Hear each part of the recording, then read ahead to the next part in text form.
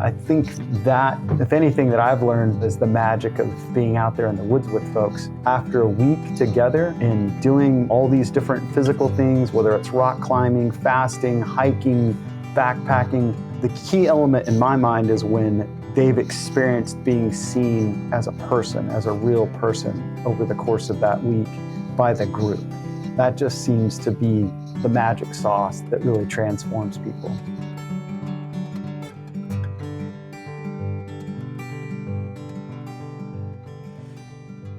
So we're sitting down today with it's Miriam, Adam, and Brandon Harding.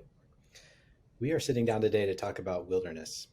The Actually, what brought the three of us together was a connection to both the immunity to change work and just the belief that humans can develop and change, and that it was worth investing our time, energy, some part of our professional career in that, and that the three of us all have seen people change, have invested our own time and energy in being out in wild nature for many reasons, which we'll talk about today. And we thought it would be fun to get together and just talk about what's at the root of that for us, not from a maybe so much of a theoretical perspective, or a meta perspective, but what has it meant to us, and maybe what have we seen. Maybe we'll tell some stories today about what we've seen happen for people out there in more wild places in our work. So I'm going to do the classic welcome. add-on, Adam. Would you let me do the classic Yeah. add-on? Because it's also something I'm really excited about. Brandon, Adam, and I have been, with our love of the wilderness and also development, have been kind of squirreling away at a series that we're calling the Leadership Challenge or the Leadership Adventure. We're still taking a vote on that. A series of wilderness trips throughout 2023 and then 2024 that we're really excited about. So this is also preceding and leading into that, and hopefully we'll give you a taste of what you might experience on one of those trips. I like your intro better, Mira.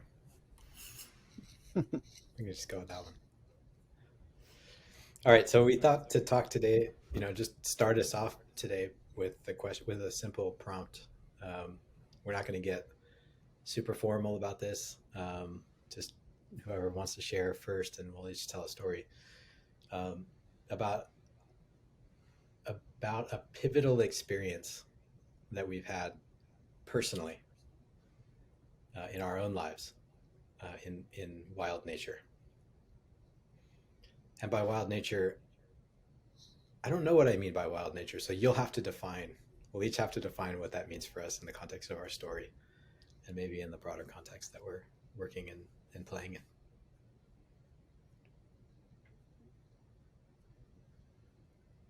I've got one. The first word that came to me, and it's connected to the story, was burnout. I had the kind of classic burnout from owning a company that went through high growth and then having two children while I was doing it and just melted. And, I think in retrospect, when I consider nature and the wild, I have always gone there for times of reflection. But I don't think I ever quite could put my finger on what the power of it was. And this was a time coming out of a period of burnout when I was really searching for who I was, really big decisions I needed to make. And Adam and I were working on a small, not a small not-for-profit. I was going to say on a 40-acre piece of land. And they did this practice that we also do of intentionally going out into more wild spaces and not eating for a period of time and coming back and telling your story. And so I had never quite done it like that. And so I decided I was going to do it. And I was a little bit, not scared, but I was sort of nervous about, didn't have a tent, no food. And I think I was more nervous. I wasn't nervous of going out in the wilderness. I felt comfortable about that. I was more nervous about not having any distractions, I think. And I had this experience of going up there and it was like falling in love. there was no, it was the opposite of hard. It was like I found this place where I could sit, and in my mind it was a rock, but it felt like a luxurious couch.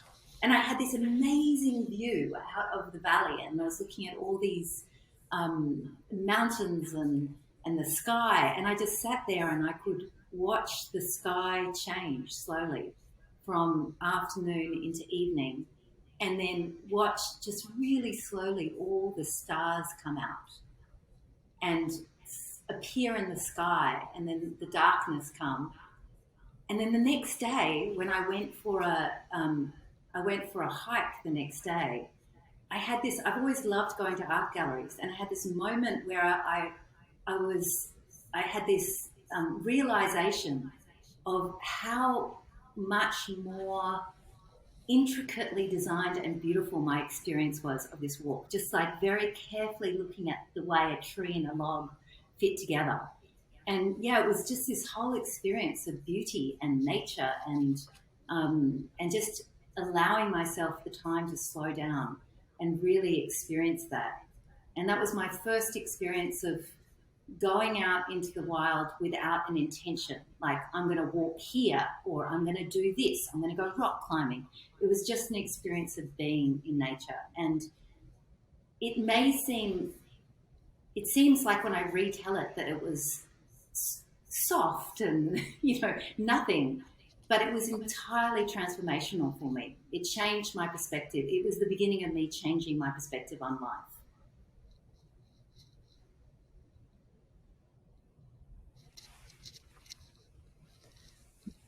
So I think for me, I'll highlight one experience that happened about 12 years ago. So I grew up, in the Mountain West, and camped and hiked and did all those things all over the Mountain West as a kid, and was a part of Boy Scouts and all those things. And so I had this, this sort of draw to nature from a very, very young kid.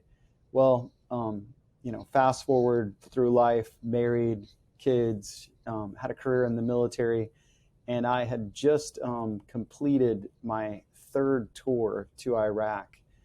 And a friend of mine told me about this organization called Outward Bound.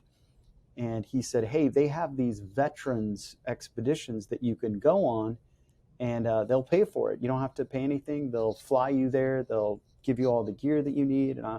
And it's only made up of other military veterans that are a part of the thing. And I was like, wow, that sounds really cool. So I looked it up, and we flew into Maine, and then it was backpacking in the White Mountains in New Hampshire. And when I went out there and spent that week in the woods with these other military guys and gals, they had all served in Iraq or Afghanistan at the time. And I remember just the sense of connection to them, and this sense of connection to the wild. Like, it was just this amazing time. Life was simple. There was nothing really to worry about out there. It was like, hey, we're going to hike to this place. We're going to camp here. We're going to set up our tents. We're going to make food. It was just back to the basics. And after that week in the woods, it was sort of like getting a taste of some really, really exquisite, delicious, nourishing food. And it was like, okay, how do I get more of that all the time? Like, I really, really want to experience that. And so that was the beginning of this kind of, I guess you could say, love affair of taking groups of individuals to the woods, not just like me going out by myself, but for me, one of the key things of this experience with Outward Bound was it wasn't just me in the woods, but it was me with a group of people in the woods. And that sense of connection to the group, and then that sense of connection to nature, was just profound. And it really sort of set me on this path to want to create those opportunities for other people, to hopefully bring other people and allow them to have that kind of experience where they really connected and felt a real sense of belonging with a group, and also really had a sense of connection with the beauty of nature. I think there's a real spiritual element, whether someone is a believer in God or just, something bigger in the universe. There's a spiritual element to going to the woods that really has helped me just feel that connection to something bigger than myself. And I've witnessed that in the groups of people that I've gone with since then. So that 2010 trip with Outward Bound really kind of got me on the path to wanting to do this more intentionally as like a part of what I do in life, is like take people to the woods and help them have profound experiences.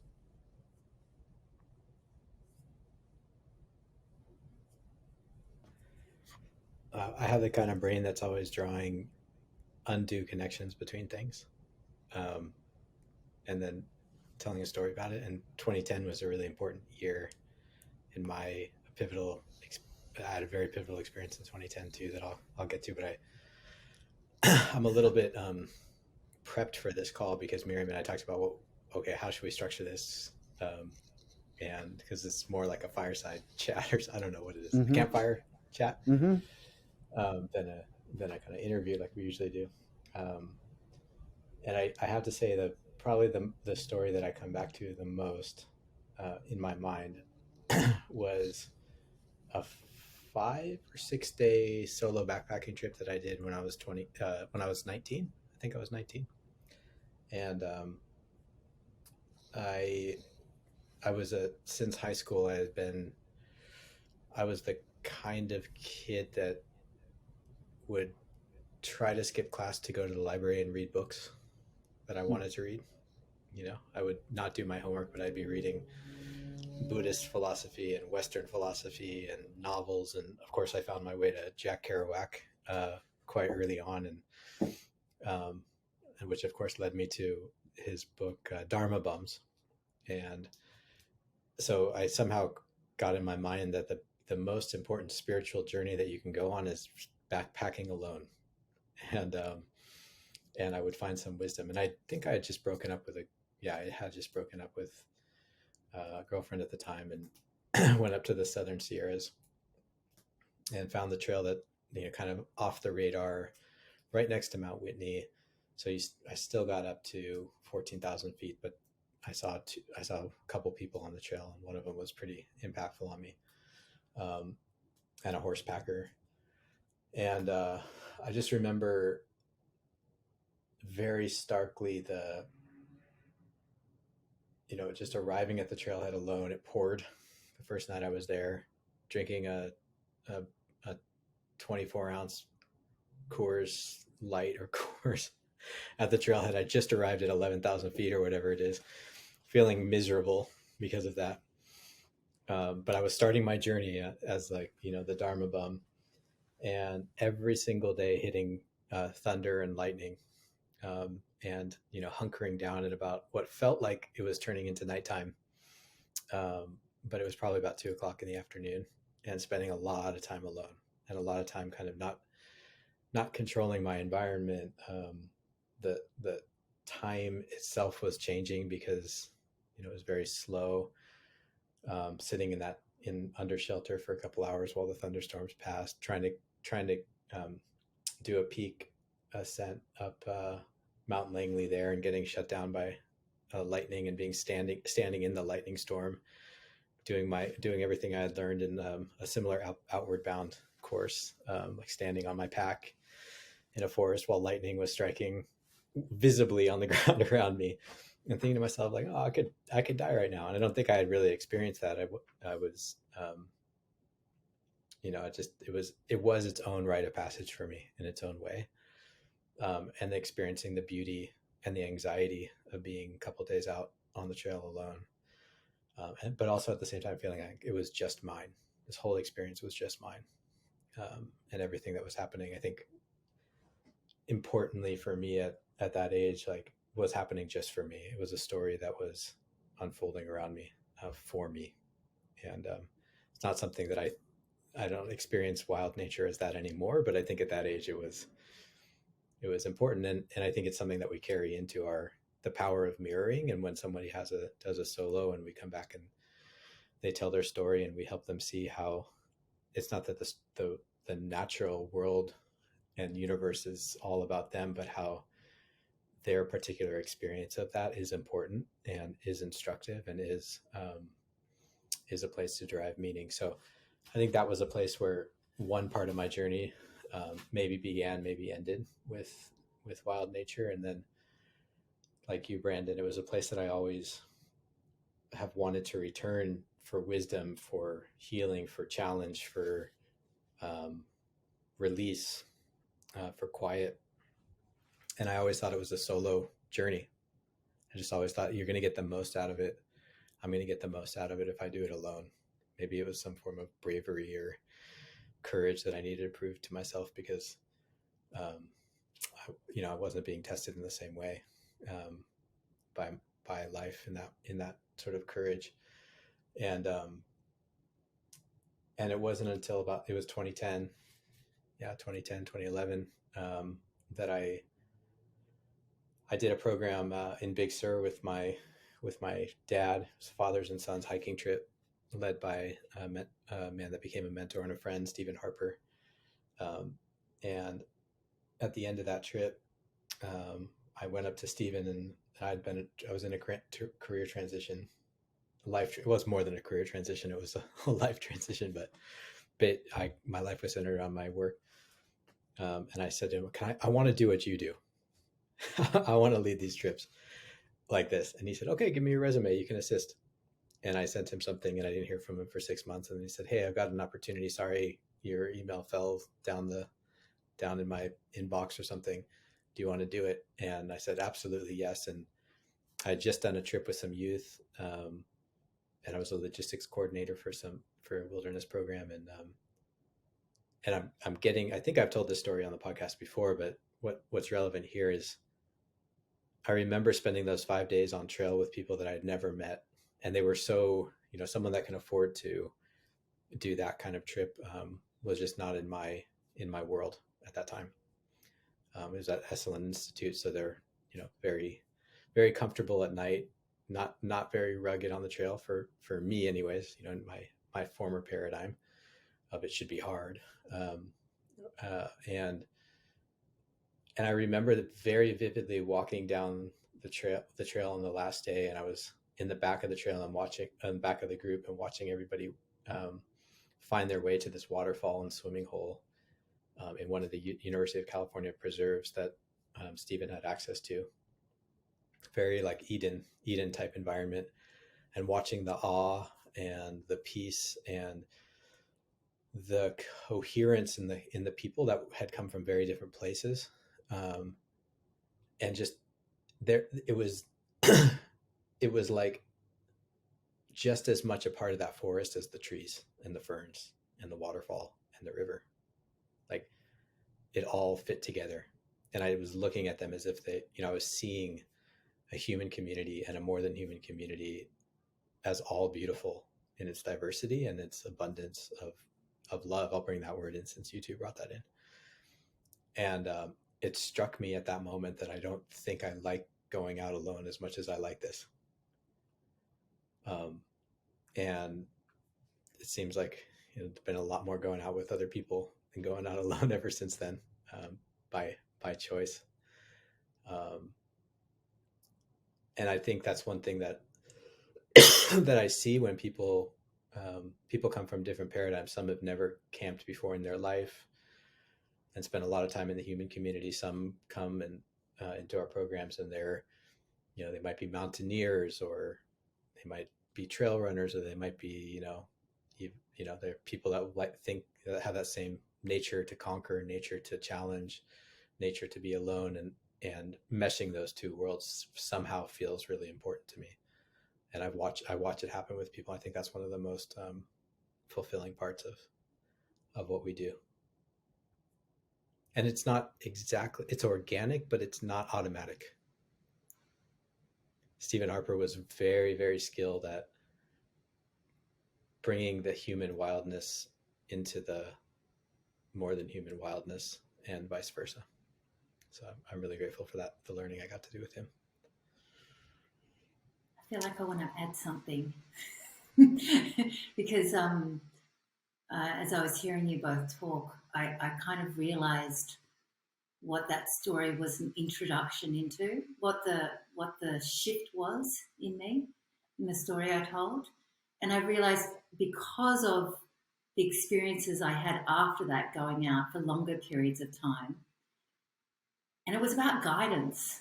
I think prior to that experience, I was looking for guidance like Adam, in books, in reading lots of books, in listening. I used to like interview people and say, what do you think? What's your expertise? And I think what that trip opened to me, that I continue to experience and have experienced with all the groups that we've worked with, is this new form of guidance. It was this weird thing where suddenly I was out there and I got these profound, what felt to me, they might not feel to other people, but to me felt like profound answers to questions I've been asking about how things worked, about, what was really important to me, and about decisions that I wanted to make. And they came through just kind of like the way things happened, and it was mysterious. It was weird, and it's still weird. Like, it's still weird to this day. I see it categorically every time, and it is intentional, like Adam was talking about with Stephen Harper. It's not that, it is intentionally in these experiences. Like, I did go out there asking questions about decisions, and when we work with groups, we are kind of encouraging an intentionality. But every single time, categorically, I've seen this mysterious, it's like the weather changes or something mysterious happens. Adam always tells the story of a squirrel jumping when someone's talking about jumping, into the next stage of their life. But that's just, we were all there for that. We were all there for that. Yeah. But every single time it categorically happens. And I was talking to a friend a couple of days ago who's going through a hard time, and I said to her, I realized what having the privilege of so many of these experiences and experiencing that mystery, I realize I have no doubt that there is that the natural world, that the way things move is not benign. There is some kind of, I've seen it happen too many times. There is communication between intellectually I could say, there's communication, but I've seen the kind of mystery of that communication between the more than human world, the human world, and I don't know, the way things happen, I guess, is the best way to say it. And I think that's what that introduction with, because when I walked out, I told some people about what happened and what I got from it, and I write poetry, and I wrote this poetry to my mum. My mum wrote back and went, "Oh, you got your answers then?" And I was like, "Oh, okay, I did get my answers. Okay." And I somehow knew what to do next. So yeah, I just wanted to bring that into that story as part of it.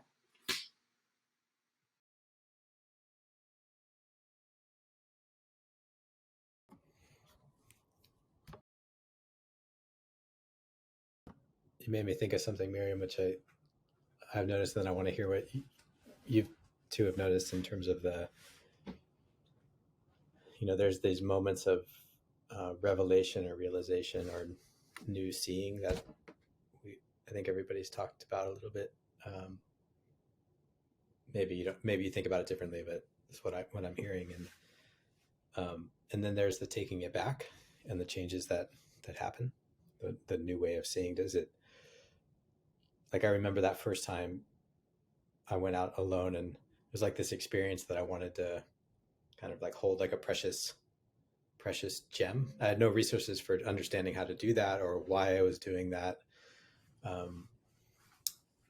And there was some pride or ego in it, completely undue pride and ego, but unearned.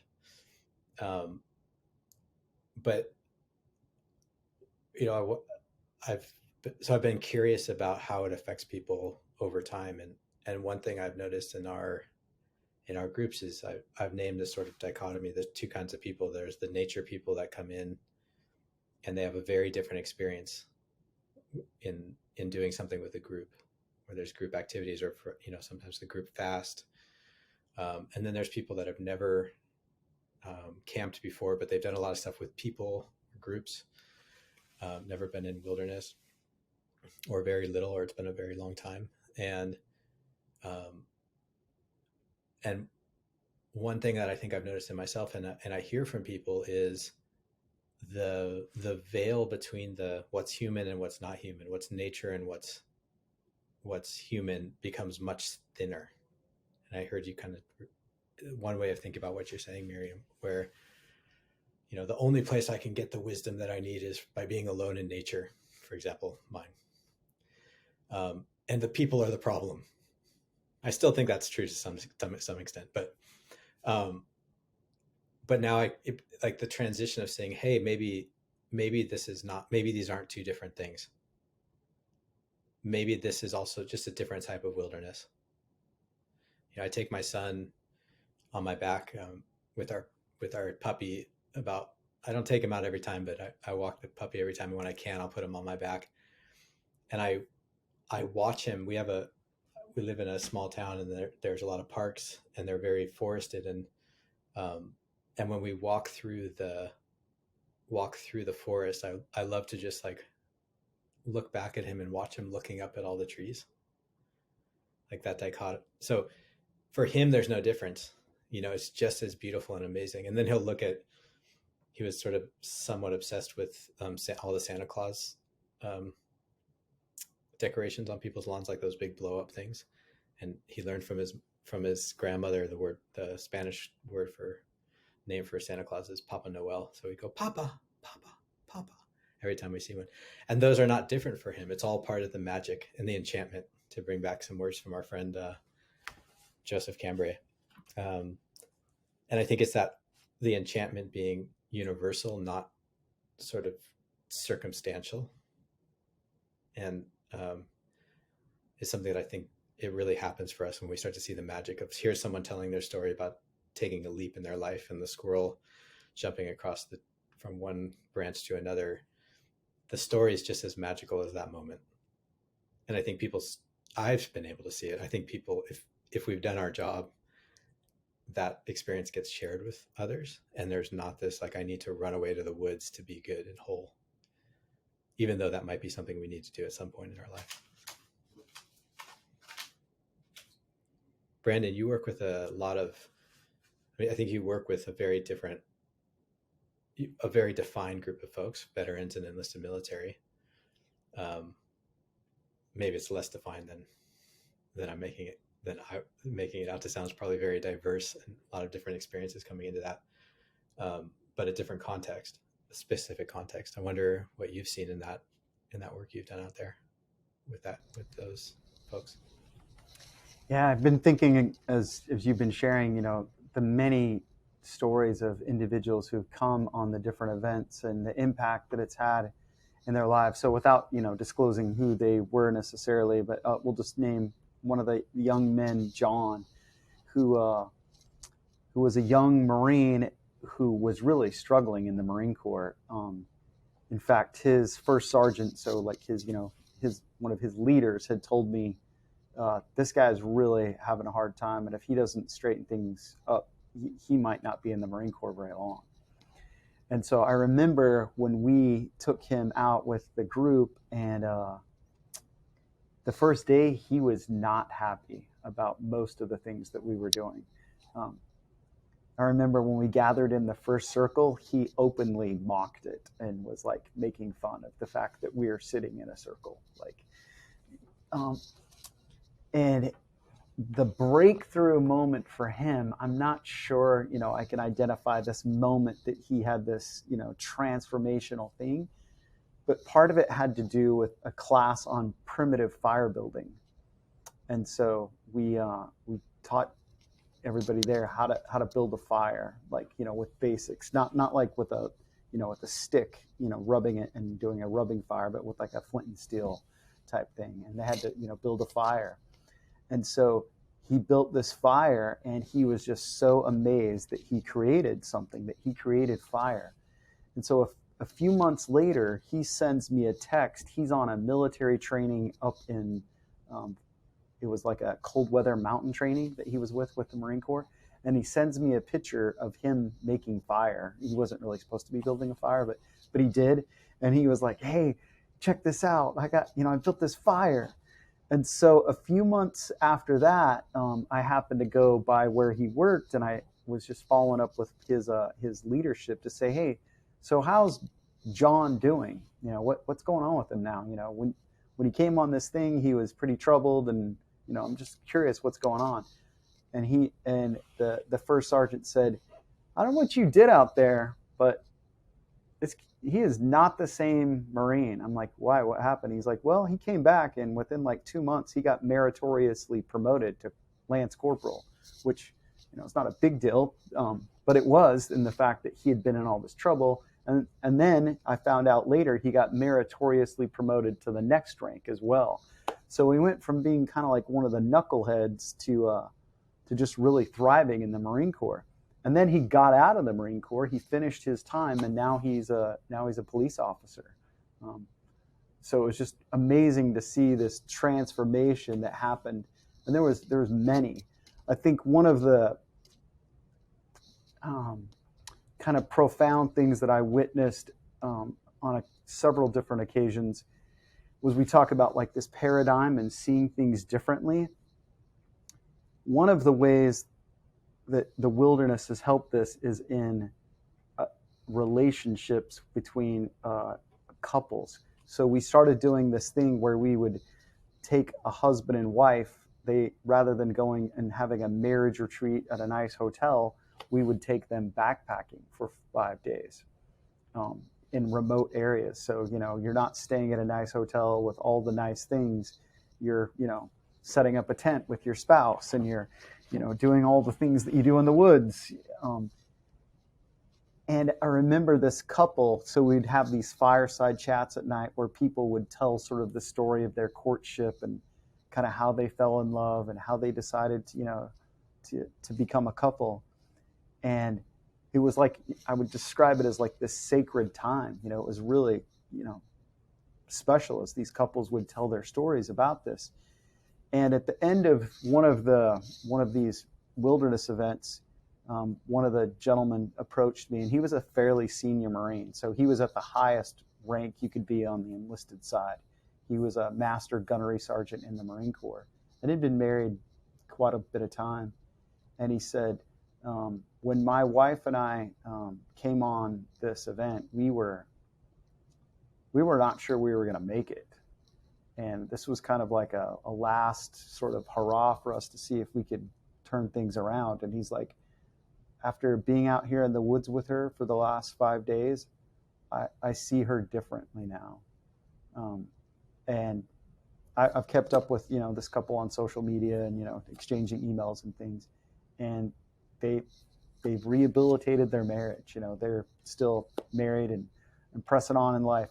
So just witnessing some of that change in perspective in, how a person sees their spouse, or just this change, that happened with this guy I'm calling John, like where his life just went in a completely different direction after spending time in the wilderness with a group of people.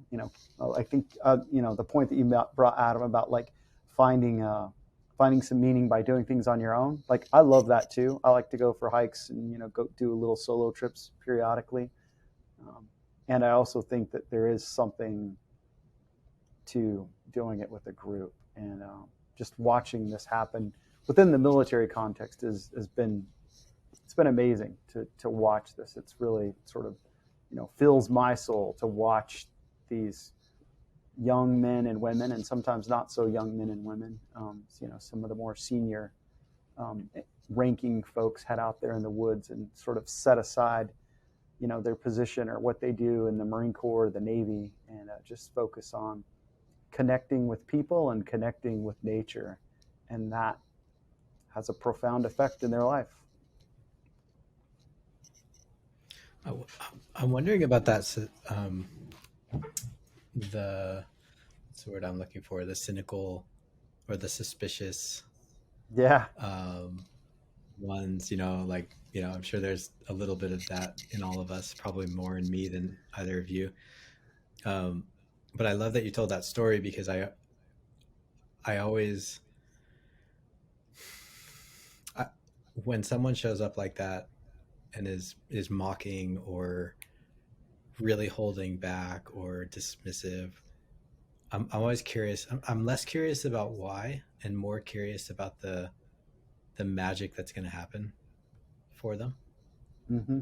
You know, it always seems like they're the ones that have those experiences. They, at the end of it, it's like for us as guides or um, guides, we're just like, yes, like that It, that yeah. that that they started there and they ended up there is one of the more fulfilling aspects of our of my work. And it could be in a small group where we're facilitating, a community dialogue where someone's like, oh, well, what do you mean by that? And asking a million questions and pushing back on stuff or being snarky. And then by the end of it, they're like championing a big project or movement, right? Or Yeah. something like that. So I'm curious if that comes up a lot in the context that you're working in, and how I guess how we translate, how you hold that. I'm asking you, Brandon, because I mean, and you, Miriam, we get to talk about this a lot. But Brandon, as someone that we probably haven't talked about this as much, and I think both Miriam and I admire what you do so much. How do you hold that as a guide and as a chaplain, and as someone who walks with human beings through the challenges of life in many different Yeah. venues? I'm thinking back, to this young man and sort of those snarky kind of statements that he made, and just trying to remember like how I responded. And I think, I just kind of like had fun with him a little bit, like, oh, I didn't get defensive or, oh, you'll see, this is going to be the most profound experience you'll have. But, it was just like, oh, yeah, we're in Circle. We know you love Circle. It's going to be your favorite time. It was just kind of like, um, just play with them a little bit and not get, not try to justify or defend the process, but just sort of like, okay, yeah, all right, you just kind of just let it happen. And I think the wilderness, what it does is, because it strips things down to like, it's the basics. It's just the simplicity. It's like, where am I going to sleep? Where do I get water? What are we going to eat? Do we need a fire? It's just the very basic things.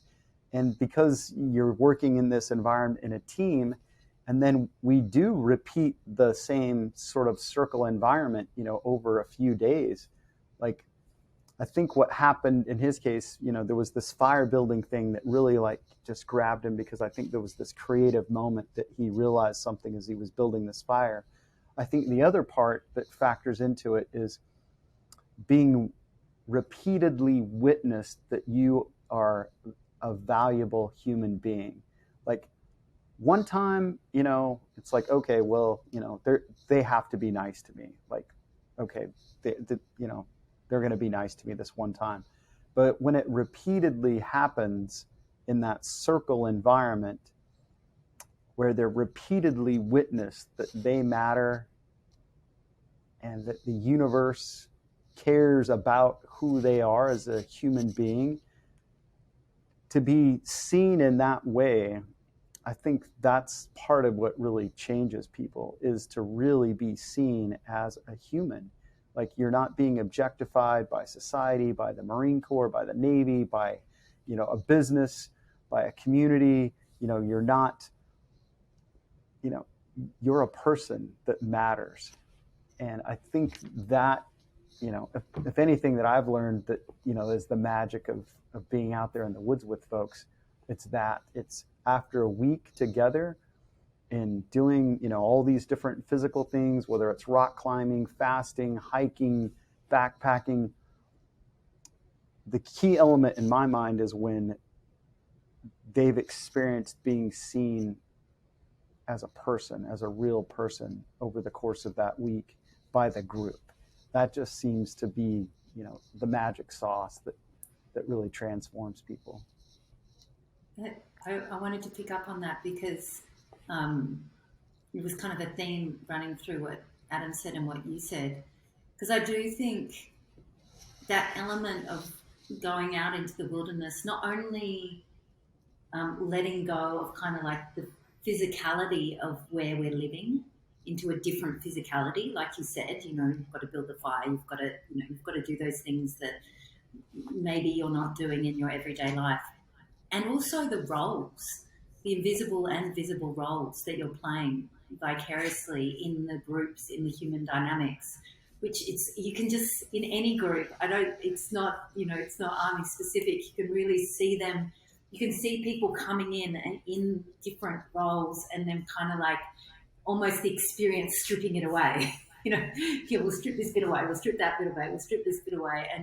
And that is done by the experience of what you're doing. But as you said, Brandon, really the experience of working with other people and having to rely on other people in different ways, and having to do different things together. There's this thing that happens where people kind of discover also just within that different parts of themselves. And I would add as well that, yes, being seen by the human community, and this is the mysterious bit, which I can't, I can't quite put words, but there's also this experience as being seen by the non-human as well community. And it's absolutely, that's the magical bit. It doesn't make sense to my rational mind, but I've witnessed it in myself and in groups time and time again, whereas this experience of being seen, and it is that stripping away that doesn't happen because you say that's what's going to happen. It just happens naturally. And there's kind of like being seen. I just want to highlight one other quick story that kind of really illustrates the stripping away piece. So by others in the environment. Yeah, we had this young lady who came with us, and she had never been camping. So kind of like Adam said, hey, you get these people who are into people and people who, are into nature.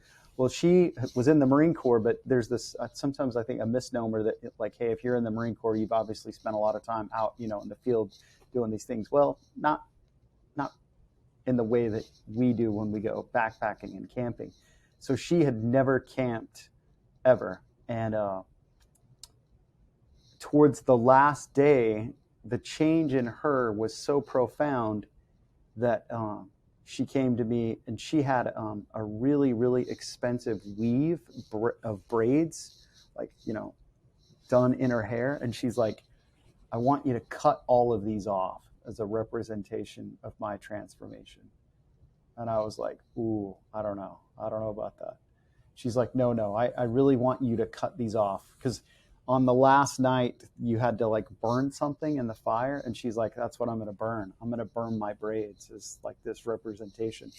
And so we had someone that had some like medical tape shears, and they went through and trimmed all of her hair off down, to about an inch, because she wanted to show the physical representation of the change that had gone through. And so when she went back to work, she worked, I think, at the Marine Corps boot camp on Parris Island. One of the other senior Marine leaders there, who later I met because this other Marine came on another wilderness event that we did, she said that when this young woman walked in, they were like, what the, dropped a few expletive, happened to you? Like, what the, what's going on? And she had to, try to articulate the mystery of what happened out there. That she was seen, just like you said, Miriam, not just by this group of, individuals that were out there, but she was deeply witnessed by the universe, by God, by however you want to define that, by nature, just that experience of the being witnessed by the non-people, the wilderness. It transformed her, and she wanted to show that by cutting her hair off, which I was like, okay. I filmed it. I made her like say, I'm asking them to cut my hair, because I didn't have a waiver for her to sign. Like, hey, we're cutting your hair off. I need to sign this waiver. I didn't have a waiver, but we'll film it anyway. But it was really cool to watch.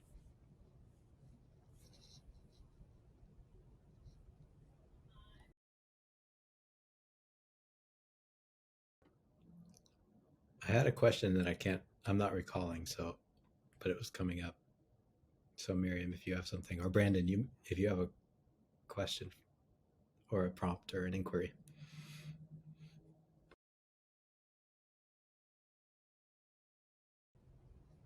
I am sort of, wondering, because so many of the groups that I've taken out are, coming from a military context or a military background. I'm wondering, as the two of you have been doing these kinds of things mostly within either civic organizations, community-based organizations, or businesses, what are there differences in what I've shared versus what you've experienced with those, or are they similar? It's just two different groups, but the similarities are there. It was funny. I've got this, like, when you were talking about the relationship between, spouse and the relational stuff, I was thinking how similar that is to when you work with, either founders or close people who are in a working relationship or in a team who are doing something quite intense together. And I was thinking the dynamics are often quite similar, and how that that undoing in teams or in kind of those leadership contexts, how that the conversations that you kind of like put off or never want to have or seem like a mountain to have, somehow when everything drops away they just seem so simple. It's just this, and it's like out of all that, it's kind of like out of all that, it's just you come back to that. What is it? It's an essential thing, which yes applies to an individual, but I do think it also applies to a mission at the center of a group, like what a group is doing, or if we're talking about founders, what centrally what they're doing, and also where they're at, like being able to see clearly again from a different perspective. Oh, we're in this stage of it. Okay, I can feel that clearly now, instead of kind of like this backing and forth thing that happens, I think, in the complexity. So yeah, that was just a little thought I had when you were talking about that. Yeah, so just following up on that then, so it sounds like just like when couples go out to the woods and they've had this experience, you're saying like business partners, founders, where they have that really kind of like interconnected relationship, are able to strip a lot of the things away and have those real deeper conversations when they're in a wilderness type environment. Without a lot of trying. I think that's the point I'd make. Because often when you go into an organizational context, use this process so that you can have a conversation, or you can use this model to get to the. It's kind of like, let's float down a river together and do some fishing, and then suddenly at the end of the day, it just you're sitting by the fire cooking your dinner, and it just comes out. And it comes out in a way that is kind of more essential, I guess, and to the point. That's what it feels like. Yeah, it sounds like you're saying it's like natural or organic. It just sort of flows out of the process of being in this unfamiliar environment where you're just kind of back to the basics. Sort of like National Lampoon Christmas. You know what I'm talking about? That movie. It's time to go out and connect. We're gonna go get the family tree. No. I think that's movie. I think that's the necessary comedic interlude to the seriousness of what we're talking about. But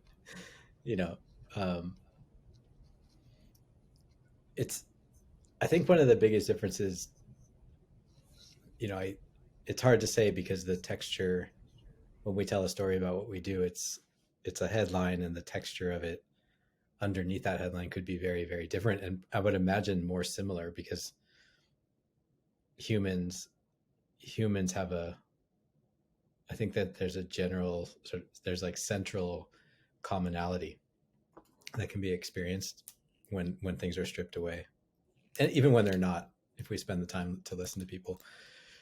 But one thing that happens in our programs, let's say, so I'll add another example when we run a program and people are coming from they're coming from different places, different stages of life, different careers, different geographical locations, different relationship with the discomfort and comfort of the natural world, and the less shelter in many ways, social and material. There's a process of that stripping away. I think that that happens for you too.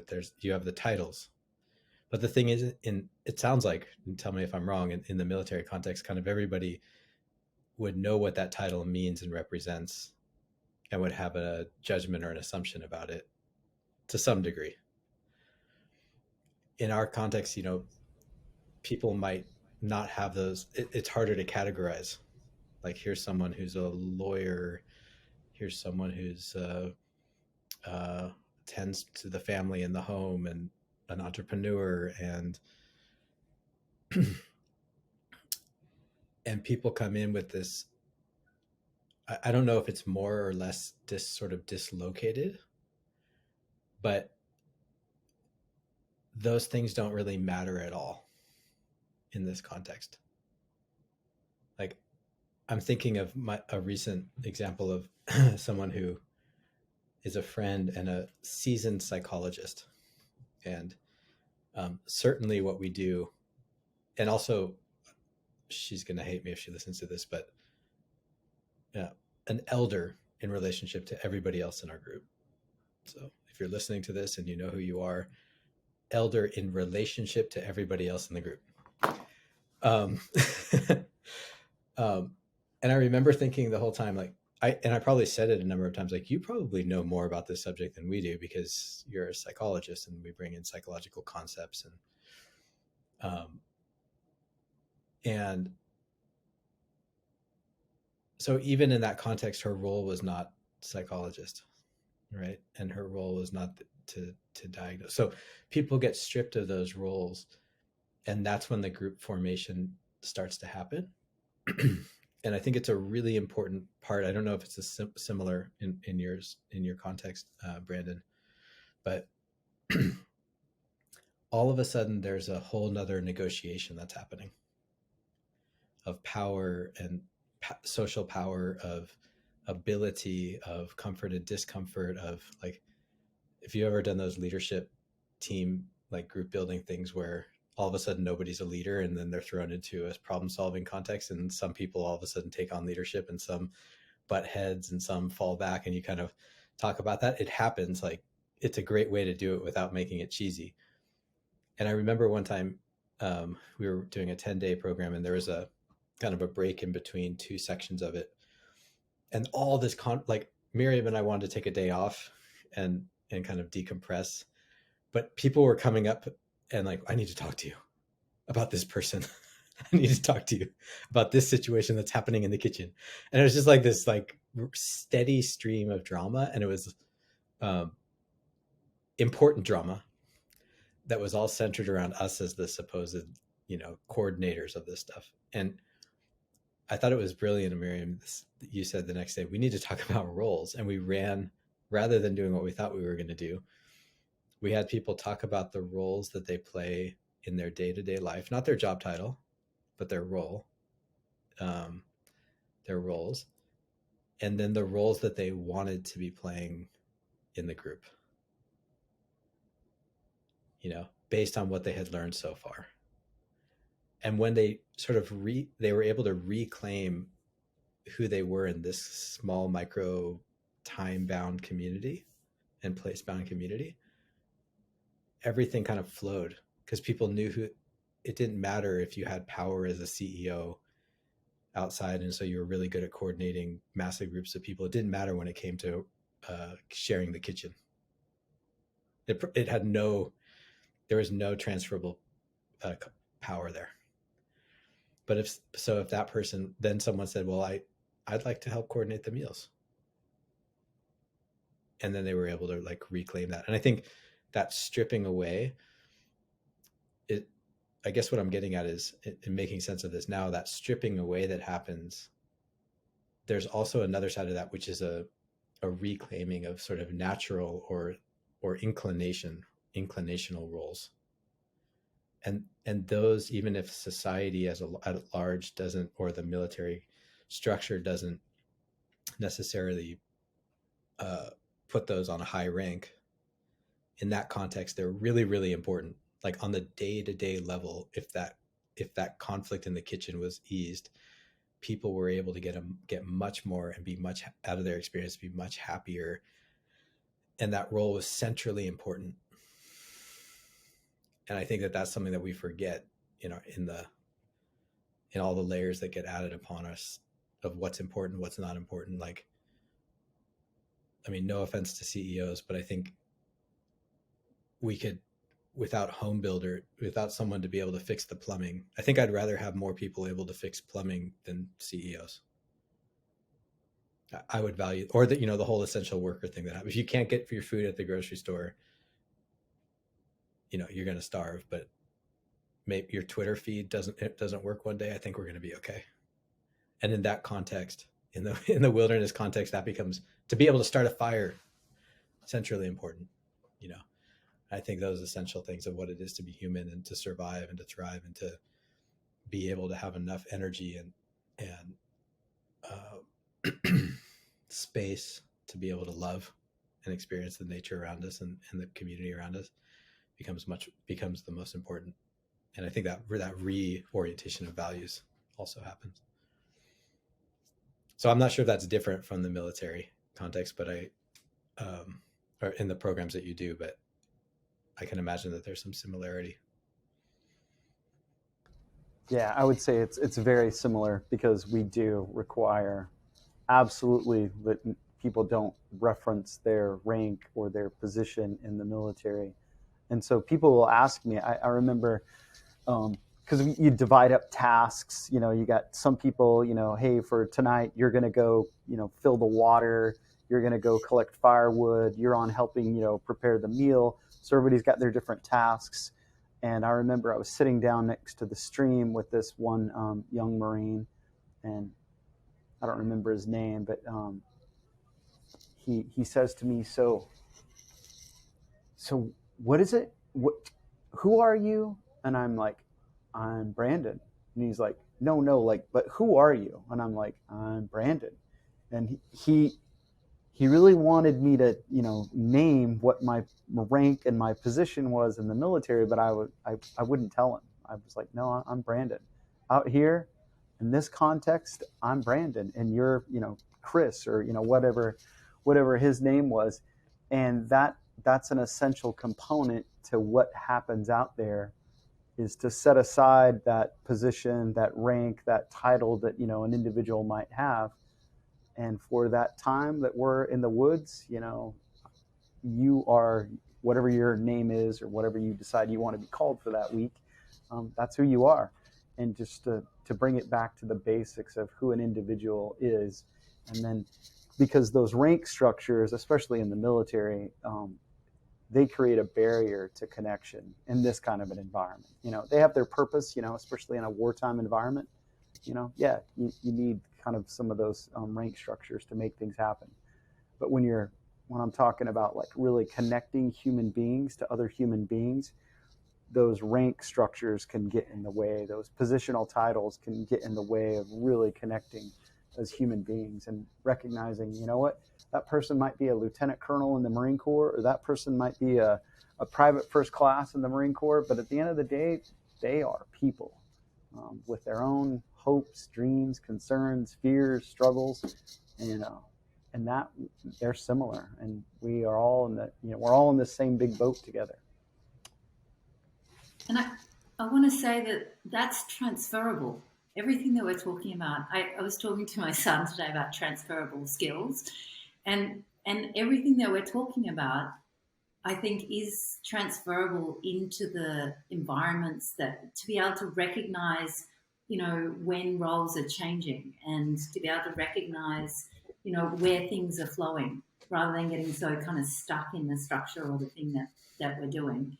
So, I I think I've also observed that kind of loosening of the ways that we see ourselves and each other kind of can carry back. And I think in the organizational context, particularly at the moment, that's very useful, to come back to, okay, we can loosen this up a bit, we can move. So yeah, just going to add that. I know we've got to wrap up soon, but I guess one thing I want to throw in here, and I think we could have like another 3-hour conversation about this, and we probably should, and maybe we'll do it around a campfire and record it, is maybe the central difference is that in an institutional context, those ranks and those roles are so heightened and obvious, right? So I think in the prison context I worked in, there was such a focus on race and a lot of other factors that wasn't different from people that weren't incarcerated, and also, COs and the correctional officers and their ranks and all of that. But because it was so heightened, the stark contrast between that and that being stripped away made it really obvious to people the difference between the rank that someone held on their, whether they were wearing this outfit or that outfit, or whether they were this color or that color of skin color, or this gang or that gang, or this CEO or incarcerated CO, not CEO. Freudian slip. And so but I think when it's a little more, I think it might be harder for people to go back into an environment where it's not so obvious, and where it becomes it's a little bit more invisible, the constant ranking that we're doing with each other. Like, this person drives that car and I drive this car, or this person has that job and I have this job, and etc. And so that subtle change that they experience out there, I think it might even be easier to slip into, or not to see unless we make it obvious. So that I'm just pondering that, whether it's useful or not, I'm not sure. Yes, it's just like you, Adam, to put in that teaser of like, now we can talk about this for hours. So it's time to finish rank and up. power. Let's talk about rank and power. I hope that this conversation has given you some kind of teaser into what this series might be able to offer you and or the people around you, where having the absolute privilege with Brandon to be able to work with veterans out in the wilds. We're looking forward to working with more leaders, and really most of the people who come to these experiences are moving into, or at the beginning or at the end of, some form of transition. And it's it's a really powerful tool in that transition, whether it be individual or group, to get some clarity. So, final words of wisdom, Brandon and Adam. I'll just share my favorite phrase about this, and that is, there is wellness to be found in the wild.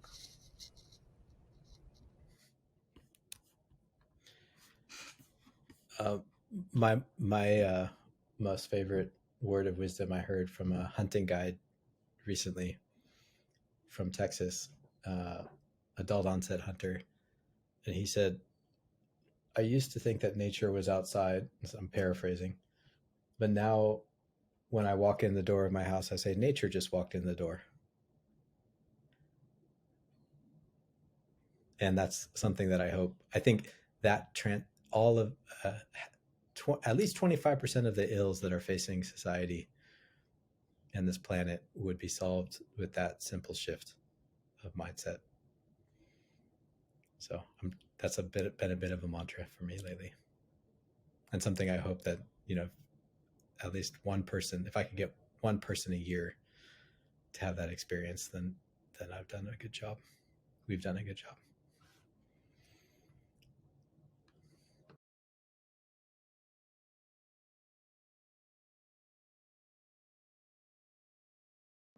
Miriam, you're not going to say your wisdom? Oh, I don't know. That might take a long time for me to be wise, Adam. um,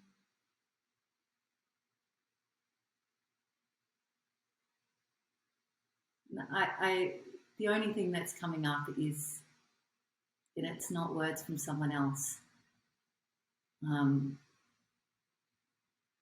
But I think from my experience, some form, what I've seen and what I've experienced for myself is that a deep yearning is met in these experiences. And I guess it's another way of saying what you just said, Brandon.